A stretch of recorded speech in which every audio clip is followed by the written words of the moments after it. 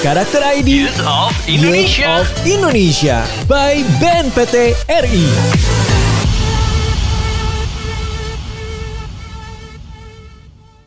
Hari ini kami sudah dikumpulkan di tempat ini. Kami bersyukur kepada Tuhan karena Tuhan menolong setiap kami, baik itu Bapak Ibu yang berasal dari BNPT RI yang menyelenggarakan kegiatan hari ini dalam Youth of Indonesia Festival.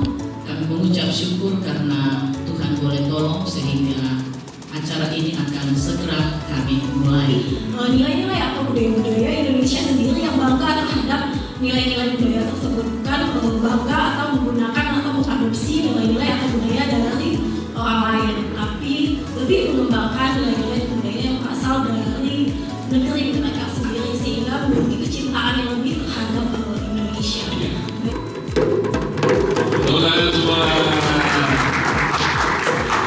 Halo, assalamualaikum warahmatullahi wabarakatuh. Pendengar podcast Youth of Indonesia, kembali bersama kita di podcast Youth of Indonesia. Kali ini spesial karena ini adalah akhir dari road trip kita selama 1 tahun full ya. Dan kita mengakhiri di timur jauh di kota Jayapura yang saya juga pertama kali nih ke kota ini. Walaupun ke Papua sudah 3 kali. Mbak Jessica juga terakhir juga ke Papua Barat ya, kita ke Manokwari. Dan kita sekarang menyambangi kota Jayapura yang ternyata indah sekali. Kita nginep di Swiss Bell yang tadi baru kita sarapan, gak taunya dapat view yang luar biasa. Langitnya cerah, lautnya biru. Dan spesial juga karena hari ini saya Mr. Popo ditemani oleh 3 orang perempuan yang prestasinya segudang. Ada Mbak Maira dari Kasih apa Mbak? Partisip. Mohon maaf mic-nya. Iya, Kasih. Sebenarnya Subkor Partisipasi Masyarakat BNPT. Oke. Dan ada Mbak Jessica dan selaku juri nasional juga, seorang musisi juga, seorang pengajar juga, dan juga oleh Kak Tike yang hari ini spesial menemani sebagai juri lokal. Dan juga beliau ini nanti kita ngobrol ya, karena Kak Tika ini ternyata seorang atlet, dari kecil sudah jadi atlet. Sudah mantan ya? Sudah mantan. Boleh pakai mic-nya semuanya teman-teman biar kedengaran. Iya, jadi kita nih di podcast YOI, Youth of Indonesia, selalu mengajak teman-teman untuk memberikan inspirasi dari setiap daerah. Jadi ada cerita apa sih dari yang kita kunjungi, dari ujung sana tuh yang paling barat, dari Aceh, sampai kita sekarang diakhiri di ujung Papua, ujung timur Papua. Sebenarnya saya juga pengen mampir ke perbatasan sih supaya lihat sekalian. Dan kita akan mendengarkan cerita-cerita nanti dari masing-masing tamu kita hari ini. Jadi saya menyapa dulu yang paling jauh karena tuan rumah. Mbak Tika, apa kabar? Puji Tuhan, baik. Apa kegiatan belakangan ini? Kalau saya sekarang terlibat banyak untuk pelatihan kor-kor paduan suara, karena dalam waktu dekat ini ada event besar di Provinsi Papua, Pesparawi. Pesparawi Papua yang nanti diselenggarakan juga di tetangga kabupaten kita, Kerom dekat sini. Dan saya juga adalah pelatih untuk beberapa kor. Jadi memang sibuk-sibuk kegiatan terakhir ini untuk persiapan itu sebenarnya. Kalau tadi kita di balik layar kan kita udah ngobrol ya, kalau Kak Tika ternyata seorang atlet. Mantan atlet apa masih jadi atlet sebenarnya? Mantan, ini lihat dari badan saja aja. Itu gimana sih ceritanya? Apakah dulu sampai tingkat nasional, sampai tingkat apa prestasinya Kak Tika itu? Saya sendiri sudah terlibat dalam dunia olahraga sejak SMP. Ya, jadi prestasi waktu masih SMP langsung direkrut untuk masuk dalam penampungan di sini. Kalau kita di Papua, di Jayapura, di sini sebutnya saya sudah lupa nih. Sekarang ingatnya istilah-istilah musik, jadi lupa olahraga begitu. Iya. Saya sampai lupa, atau mungkin karena grogi ya, tidak. Maaf. Iya. Jadi memang saya dari SMP sudah terlibat dalam atlet sampai SMA, kuliah semester. Atlet lari tadi ya? Iya, atlet lari. Di nomor apa Jadi aja saya kategori? nomor lari 100, 200 dan 100 meter. Oke. Saya terakhir kali ikut kejurnas di Jakarta tahun 2005. Waktu itu saya lari 100 meter gawang. Oke. Jadi memang saya basicnya lompat jauh dan sprinter. Jadi waktu kita kekurangan atlet di Papua, saya didorong untuk ikut lari gawang. Kakak tahu tuh? Iya. Jadi kenangan, jadi cerita, jadi flashback begitu. Saya main karet sih, ingat saya waktu SMP. Iya. Jadi Iya. kalau Kak Tika sendiri asli dari Jayapura atau di kota lain? Saya asli Biak. Asli Biak. Iya. Gimana ceritanya kok tiba-tiba bisa sampai jadi atlet? Iya, terakhir Mewakili kali saya itu. waktu kuliah, Mm-mm. saya diperhadapkan. Memang waktu masih atlet juga sudah suka dengan musik karena memang tumbuh dari dalam keluarga yang suka musik begitu. Jadi sering pergi ikut kejuaraan keluar tuh bawa gitar gitu, main keyboard. Oke. Gitu. Jadi waktu kuliah saya direkrut lah untuk ikut nyanyi dalam kor. Iya. Gini ternyata saya lulus untuk ke tingkat nasional Pesparama, Pesparawi mahasiswa itu tahun 2007 kalau tidak salah di Salatiga. Oh, kota kelahiran saya itu. Oh gitu ya? Iya, saya lahir di Salatiga. Iya, saya baru pergi di sana tahun 2007. Di situ ikut Pesparawi tingkat mahasiswa. Karena paduan suara itulah saya tinggalkan atletik, dunia olahraga. Sebenarnya ada banyak hal juga yang mempengaruhi, salah satunya penurunan nilai di kuliah. Iya, seperti itu saja. Jadi mulai kenal paduan suara, mulai kenal nyanyi, apa segala macam, langsung tinggalkan dunia olahraga.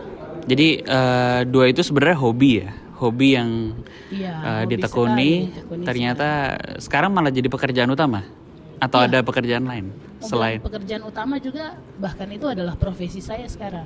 Oke, Jadi luar biasa. melatih, bermain musik di wedding, di gereja, begitu. Jadi profesi tambahan selain dari pagi sampai siang, sore di kantor. Kalau kantor di mana? Kantor di mana? Kalau saya kerja di Kementerian Agama Kota Oke. Jayapura. Jadi sebagai PNS juga, Iya. tapi hobinya malah Iya. bisa jadi dibilang Sorenya ke malam, profesi ganti. malah jadi malah dibilang tadi profesi utama loh. Iya. Karena kalau hobinya yang menyenangkan ya. total sih memang pemasukan lebih banyak. Nah ini kan contoh buat teman-teman ya. Jadi kalau teman-teman penonton Youth of Indonesia ini banyak sekali teman-teman kita menemukan banyak yang ternyata hobi itu bisa jadi pekerjaan utama ya. Ya benar, kalau ditekuni dengan sungguh. Saya juga gitu karena awalnya iseng-iseng bikin konten, nggak taunya ya jadi pekerjaan utama, walaupun saya punya pekerjaan utama yang lain sebenarnya. Tapi kalau dibilang yang saya sukai ya yang saya kerjakan paling nyaman ya di hati. Yes, benar. Ya kita geser ke Mbak Jessica. Mbak Jessica ini kan kalau ya saya sering ngobrol lah sama Mbak Jessica. Kalau dalam perjalanan semuanya diceritain. Karena kemarin kita cerita masalah kuliah, pernah sekolah lama di Cambridge ya. Iya, Cambridge School. Terus kemudian malah kuliah bisnis. Bisnis internasional. Kan malah kuliah bisnis, saya bilang malah akhirnya nyemplung ke ujungnya ke bisnis internasional. Ujung-ujungnya seniman.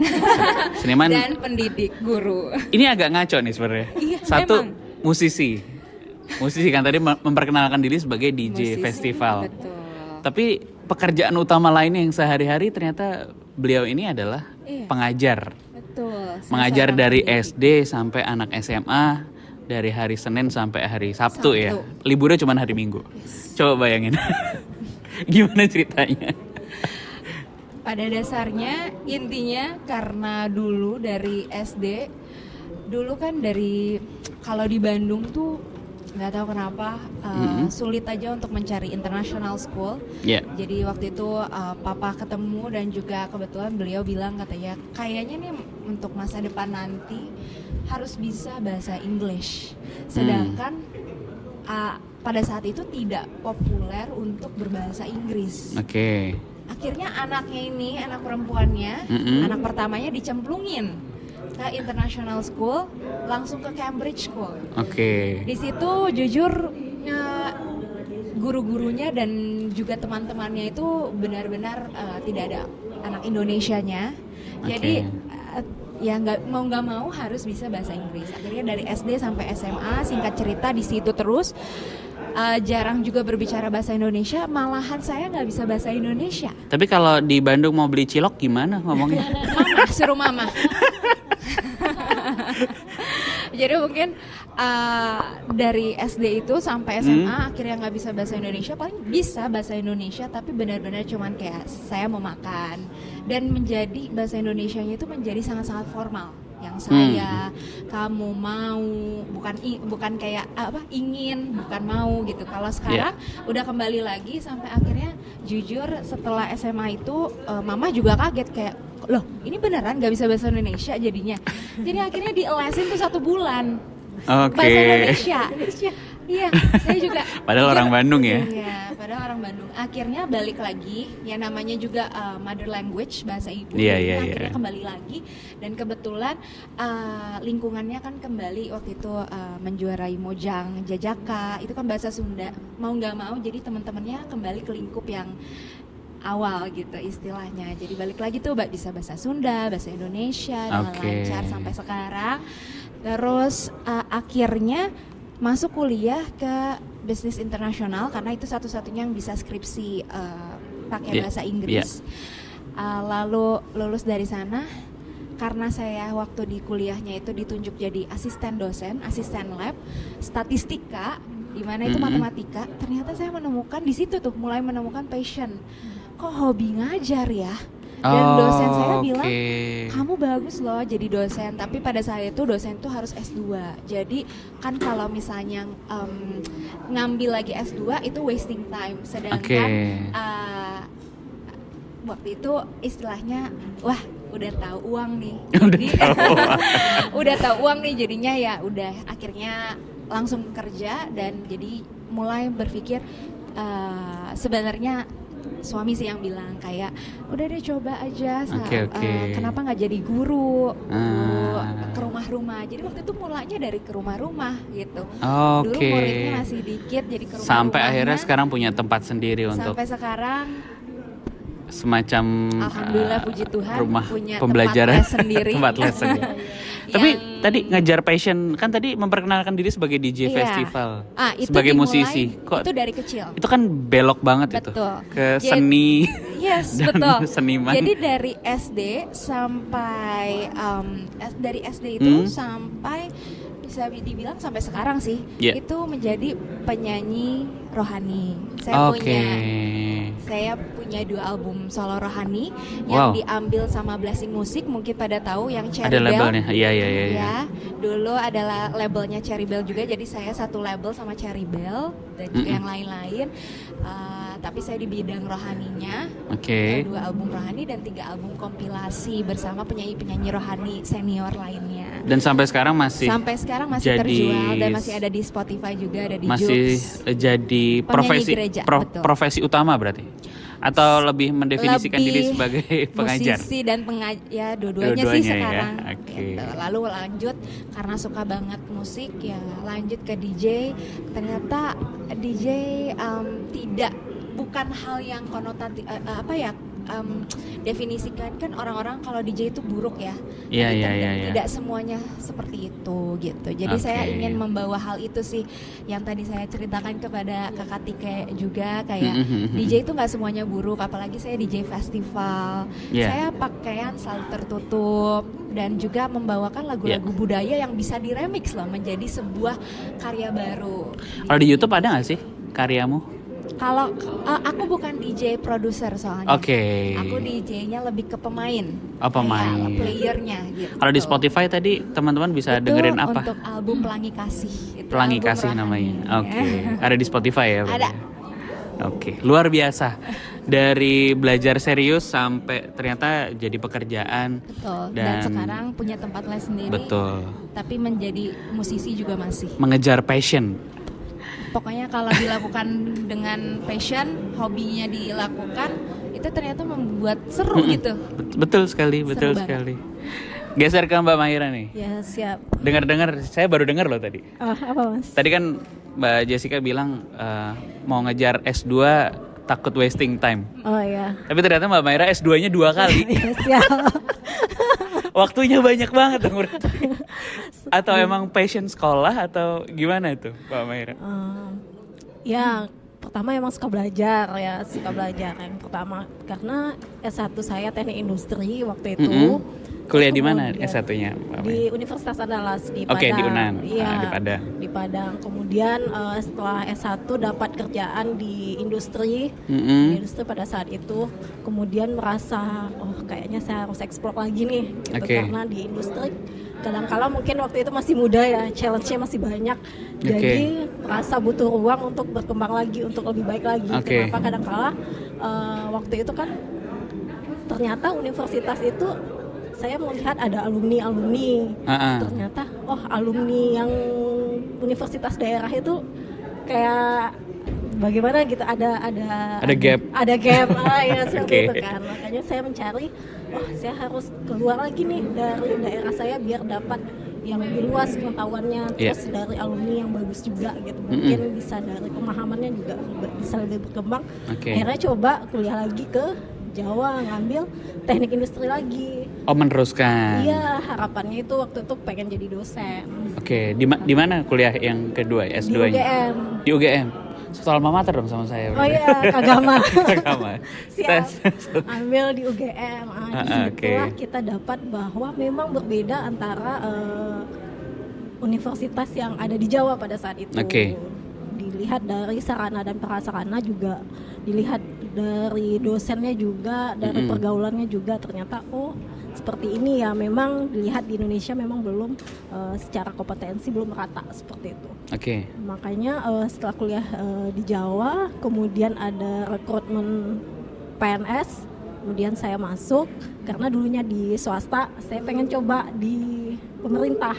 Apakah berbeda, karena itu kan dulu keluar dari swasta karena ada pembanding segala macam challenge, kemudian saya mulai masuk ke pemerintahan dengan berharap adanya situasi yang berbeda atau perkembangan yang lebih baik. Kemudian setelah di pemerintahan ternyata saya anak IPA, kemudian masuk ke institusi yang lebih sosial banget gitu kan. Ini BNPT langsung? Iya. Oh, udah di BNPT langsung. Ternyata BNPT kan lebih ke sosial. Waduh, saya biasanya berhubungan sama data-data, sama mesin, agak merasa kagok gitu kan. Kemudian mulailah juga ngambil S2 lagi yang berhubungan lebih ke sosial. Apa di mana? Di satu universitas. Yang ini rahasia kayaknya.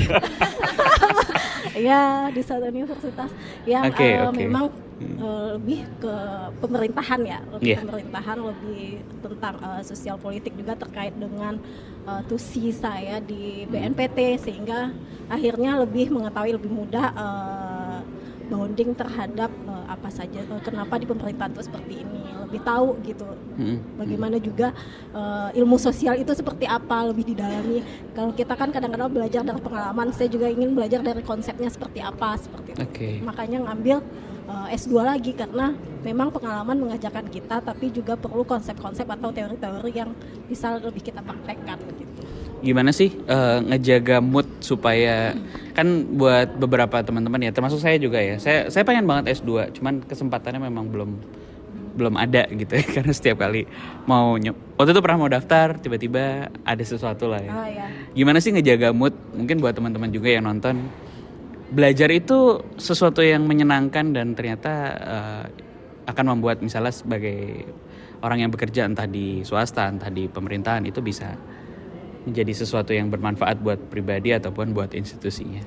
Yang pertama ya pasti ada tujuannya yang kita kejar. Misalnya kalau saya pengen S2 lagi, yang pertama karena saya awalnya pengen jadi dosen. Dosen kan harus ada kualifikasi S2. Betul. Saya harus ambil S2, itu semangat saya. Kemudian yang kedua, saya ingin nambah teman.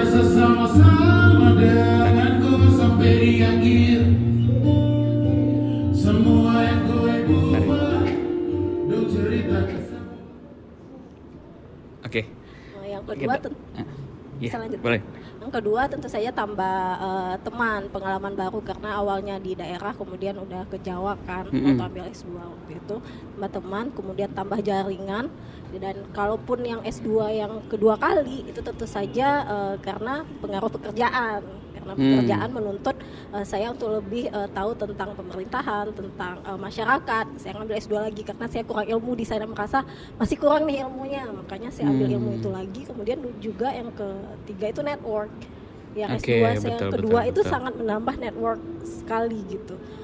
Misalnya dari segi teman-teman di jaringan pemerintah itu lebih banyak sehingga lebih mudah untuk pergi ke mendapat teman atau mendapat alur-alur yang gimana awalnya saya tidak tahu di sana, kemudian saya ada kebutuhan untuk ke institusi itu, saya dapat teman itu jadi lebih gampang gitu. Ternyata network itu membuat jalan kita jadi lebih gampang kemana-mana. Oke, jadi dari tiga tujuan yang hendak dicapai tadi dengan kuliah ternyata tercapai. Tercapai. Gitu? Wah, luar biasa. Kecuali yang jadi dosen ya. Belum, itu belum atau? Belum. Kalau jadi dosennya sesuatu yang tertunda cuma ya? sosialisasi ke masyarakat dalam bentuk lain kalau membagi ilmunya ya. Iya, jadi emang ternyata sekolah juga menyelesaikan masalah gitu. Ya, Maksud iya, kita punya tujuan, ternyata didapat juga dengan sekolah. Mungkin tips saya juga kan mungkin sekolah bukan buat semua orang yang artinya, wah saya nggak punya duit nih, atau mungkin tempat kerja saya tidak mensupport saya kuliah lagi, dalam artian gimana nih cara ngumpulin duitnya. Boleh kasih tips nggak sih buat teman-teman, Mbak Maira? Atau nyari beasiswa tuh semudah itukah? Atau nyari support funding untuk kuliah lagi juga mudah ternyata? Iya, kalau dari S2 saya yang pertama ya beasiswa orang tua masih ya. Oke. S2 yang kedua support dari yang sekolahnya, karena sekolah itu banyak yang ngasih beasiswa juga. Cuma ada kita juga ya, yang kayak kurang gitu ya? informasi seperti Betul. itu. Jadi lebih banyak nyari informasi, ternyata beasiswa itu banyak ya. Salah satunya kalau dari pemerintah tentu saja yang dari LPDP. Ya, itu nomor satu ya, Nomor yang satu. paling banyak gitu ya. Kemudian dari BNPT juga kalau misalnya ada kuliah ke luar negeri juga diberikan support, bantuan. Kemudian juga dari Kominfo, Komendigi juga saya tahu pernah ada ini beasiswa dari juga Kemenristek juga ada. Kayak sekarang beasiswa. di Instagram, di TikTok itu juga informasi beasiswa banyak. luber-luber. Cuman mau nggak kita ya? Mau nggak kita memenuhi persyaratannya itu masalah. Karena saya waktu masuk dengan beasiswa itu juga dengan persyaratan kan. Jadi kita harus memenuhi persyaratan itu aja sih. Yang terakhir, masih pengen S3 nggak? Oh iya tentu. Atau mau nambah S2 lagi? Tentu. Karena kalau S2 itu masih jenjangnya belum pakar ya, menuju pakar ya. Kalau S3 kan sudah pakar. Jadi semakin tinggi berarti dia semakin ahli di satu bidang tertentu, spesialis kan. Berarti masuknya ke arah S2 yang pertama tadi di industri atau malah ke sosial kemanusiaan yang tadi? Kalau mau tergantung kesempatan sih nanti. Tergantung kesempatan. Oh ya, kalau ada beasiswanya yang mana yang duluan itu yang diambil. Tapi keinginan besar untuk S3 masih ini banget lah ya. Masih S3. Karena kan kalau S3 kan kita bisa bicara tentang keahlian ya. Pakar spesialis ya. Bisa menjadi spesialis tertentu sehingga kalau mau nanyanya tentang satu topik tertentu ya pasti kita gitu. Iya. Bukan generalis. Jadi orang ahli gitu ya. Iya, jadi ahli. Nah itu, saya juga pengen kuliah lagi. Semangat Mas. Saya tuh dan kuliahnya kebetulan teknologi pertanian, teknologi pangan di UGM. Nah, usaha yang saya lakukan pertama adalah usaha beras organik. Jadi saya sekarang bidangnya, saya tuh petani beras organik.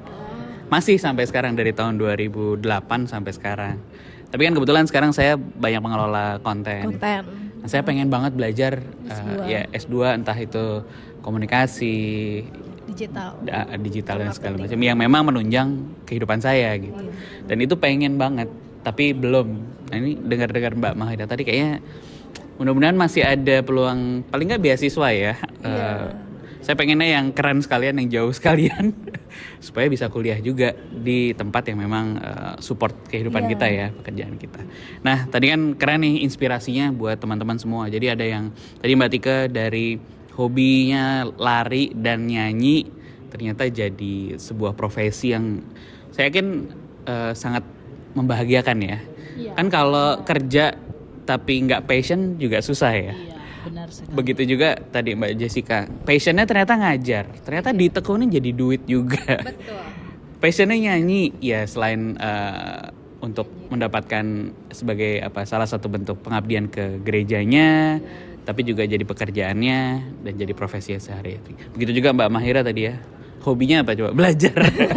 Ternyata bermanfaat juga buat baik memenuhi tadi ada goals yang dicari dan juga passion di kantor juga. Iya, Semasalahnya terpenuhi dan masih merasa kurang terus. Nah itu kan makanya bisa jadi inspirasi juga buat kita semua.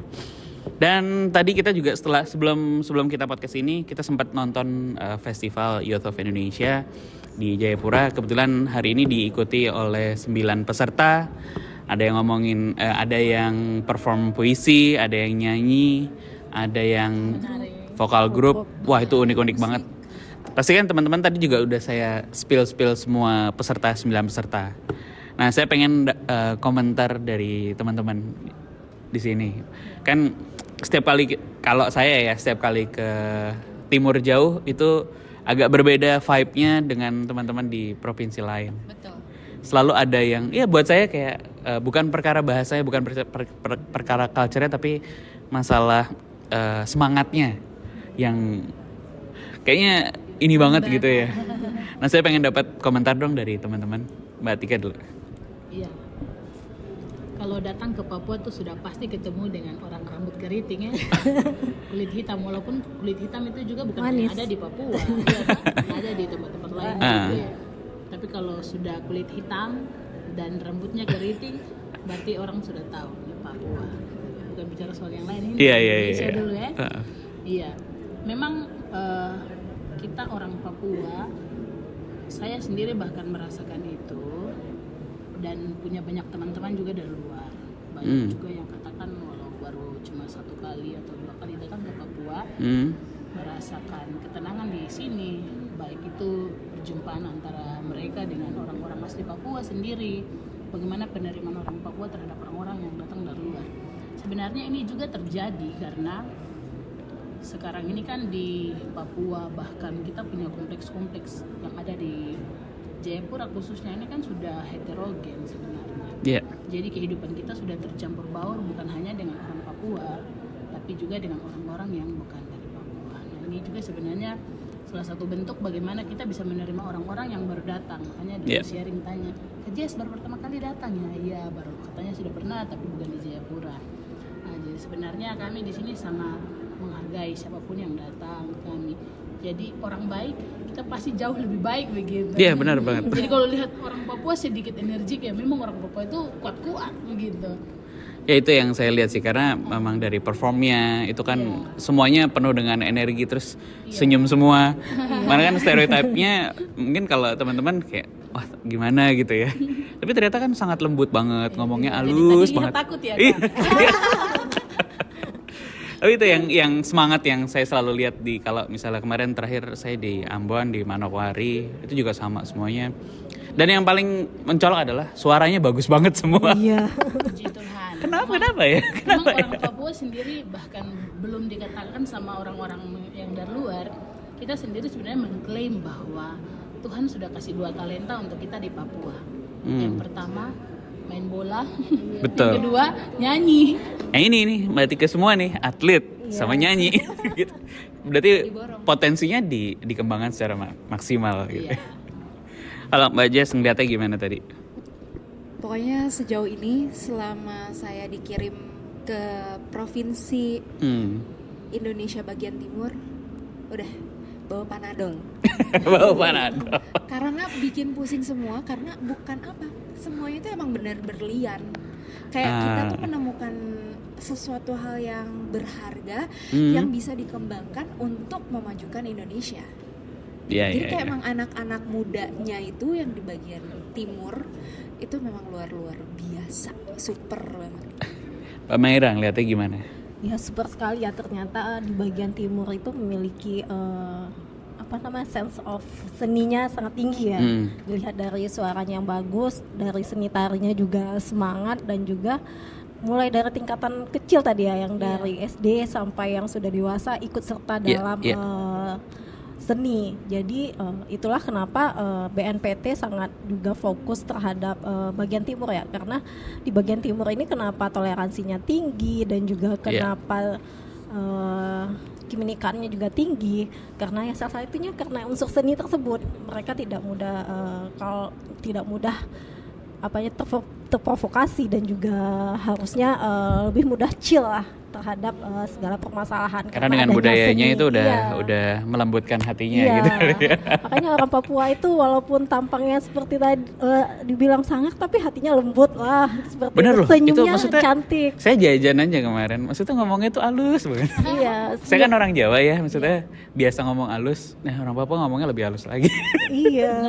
Sebenarnya tidak juga. Kayak saya begini kan, cara intonasinya itu tinggi, cepat, begitu terdengar macam orang yang kalau tidak kenal ini pasti marah sambil bicara. Tidak, memang gaya bicara kita seperti begitu.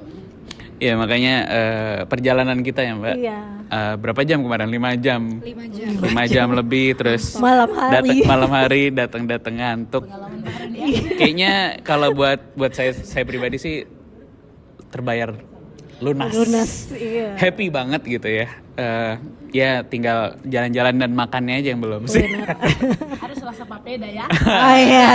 Itu dari kemana tuh Mbak Jessica pengen harus papeda. Makan papeda, harus makan papeda.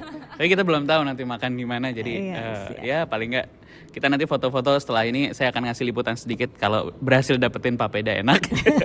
Akan kita pamerin buat teman-teman di Youth of Indonesia. Dan akhirnya kita di Youth of Indonesia podcast sampai di penghujung tahun. Dan kita mengucapkan terima kasih buat teman-teman semua yang sudah nyimak dari hampir 34 provinsi ya Mbak Mahira kita ya semua. 34 provinsi, bukan hampir lagi. Udah. Ini penutup. Dan ini adalah podcast penutup yang saya berharap sekali kita kan tahun lalu kita ada Asik Bang ya. Ada Asik Bang tuh festival musik juga buat dari teman-teman di 34 provinsi, sekaligus tahun lalu juga saya juga dengan rekan-rekan mengasuh sebuah edukasi podcast buat teman-teman di daerah. Dan teman-teman yang nonton di podcast ini pasti kalau di scroll ke atas tuh masih bisa dengerin podcast-podcast yang lalu yang dari teman-teman di setiap daerah. Sekaligus nonton liputan kita juga di podcast Youth of Indonesia dari semua festivalnya. Pasti kita tayangin performa dari teman-teman, dan nanti di akhir tahun harusnya yang pemenang dari setiap daerah ini akan kita tandingkan secara nasional. Dan juga kita tunggu juga nih tahun depan apalagi kegiatan kita di Youth of Indonesia ini. Mungkin namanya ganti tapi channelnya tetap ini gitu ya. Jadi teman-teman silahkan tonton terus, tunggu kita karena kita juga udah di ujung akhir tahun. Mudah-mudahan nanti segera di awal tahun bisa kita mulai lagi kegiatan. Nah ini PR Mbak Mahira aja kita todong terus nih Mbak Mahira nanti ya. Kita pemerintahan yang baru sesuai dengan cita-citanya Pak Prabowo ya. Kita pasti mendukung yang pertama tentu saja swasembada pangan dan juga swasembada energi, dan terutama yaitu makan gratis ya buat pendidikan di Indonesia. Makanya nanti kita kolaborasi tentang program-program presiden yang terbaru dengan itu, tapi tetap memperhatikan juga seni. Ya nggak apa-apa, saya siap makan enak gratis di setiap provinsi. Nanti kita bikin liputan juga harusnya ya. Jadi terima kasih buat teman-teman semua yang sudah menyimak Youth of Indonesia dari awal, dan kita tunggu gebrakan dari BNPT lagi, apalagi yang bisa kita sajikan buat teman-teman semua. Jadi terima kasih Mbak Tike, Mbak Jessica, Mbak Mahira. Mudah-mudahan apa yang diceritakan tadi buat teman-teman bisa menginspirasi, dari kesenangan, dari hobi ternyata bisa jadi passion dan pekerjaan utama. Bahkan itulah yang membuat teman-teman ini tetap bersemangat mengejar passionnya gitu ya. Begitu pula dengan saya juga pengen mengejar passion saya. Jadi itu aja dari saya, dan mengakhiri dari Jayapura dan dari provinsi-provinsi yang sebelumnya. Kalau ada kesalahan dari kami dan tim, mohon maaf. Sampai jumpa di tayangan di tahun depan, insya Allah ya. Dadah, Assalamualaikum warahmatullahi wabarakatuh. Satu lagi, 3, 2, 1. Sekarang komando, tangan mengepal semua, tangan mengepal. Komando, siap. Foto 3, 2, 1. Bumi cendrawasih di pagi nan indah dari ufuk timur tanahku Papua terpancar sang surya cahaya kemasan dan tak pernah. Syukur Tuhan tanahku Papua, bumi cendrawasihku, alam yang indah, air yang jernih, kicauan burung penuh irama.